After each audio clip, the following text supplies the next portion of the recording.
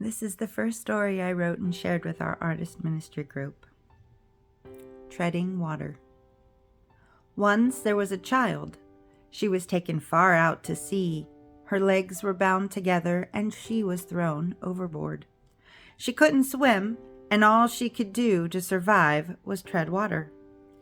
She hoped at first that someone would see her and come to her rescue. But that wasn't possible, since every boat that came near her was chased away. Those who had put her there made sure of it. After years of treading water, the child, now grown, was beginning to lose hope. How could she survive much longer? The task was too hard. She had to give up. But there was still a glimmer of hope, for the vessel that had discarded her drifted away. This was her chance. Maybe someone would find her now. She could only hope as she continued to tread water.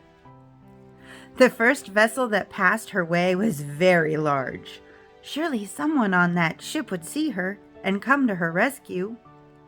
But everyone on board was too busy having fun to notice someone who was in the water, barely keeping her head above the waves. As the large ship went past, once again she thought of giving up. How much longer could she keep this up before she died of exhaustion? The next vessel to pass her way was a much smaller motorboat. The girl thought, someone on this boat will see my need and come help me. She was right. Almost immediately someone spotted her and the boat headed in her direction. However, the closer they came, the higher the waves became, until the girl couldn't keep her head above them. She choked and gasped and struggled to keep her head above the water, but it was no use. If the girl was to survive, she had to stay away from the motorboat. She motioned for them to back away. They were going too fast, and they weren't really helping anyway. And as they drove out of sight, the girl thought, I must belong out here alone. No one seems to be able to reach me. The third vessel to pass her way was a rowboat. This vessel had no motor. Could those on board possibly be able to save her? Without a motor, this boat could get close enough to help pull her to safety without causing the waves to drown her. She began to hope again. However, as they neared the girl, who was nearly exhausted from years of being alone, they weren't watching, and the paddles on the rowboat struck the girl on the head. She cried out in pain, causing her to swallow much of the water. This caused her to pull away from the boat. Each time they drew close to her, she would fear being struck again, and instinctively, she would pull away.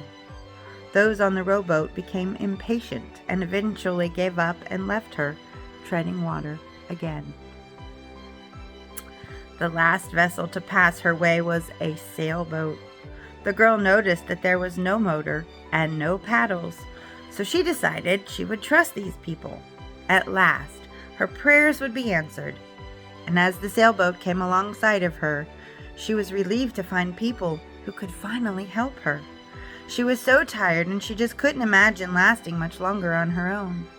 And when the sailboat was close enough for those inside to talk to the girl began to relax.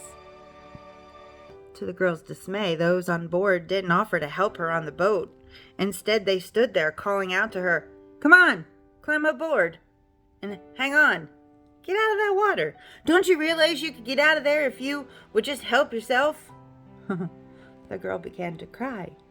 She couldn't keep her head above the waves any longer, and the salt water mixed with her tears.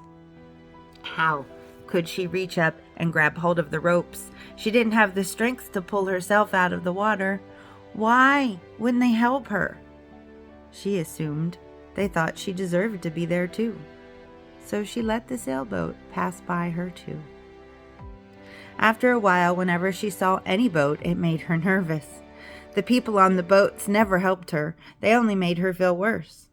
They were either having too much fun and were oblivious to her, or they made the waves too big and overwhelmed her. Sometimes they were careless and caused her pain, or they made her feel guilty for being where she was. Didn't they know that she didn't jump in? She was thrown into this water? Didn't they know she couldn't swim because the bonds on her legs disabled her? Didn't they know it wasn't her choice? She would be in a boat too, if she knew how. But then came her rescue. Jesus, he walked on water. He left the comfort of his boat. He carries no paddles. He doesn't need a motor. He doesn't walk away and ignore. And he never makes one feel guilty for where they are. He just reaches down his hand and says that he will lift them up. Who will be Jesus for that little girl? Matthew 14:25.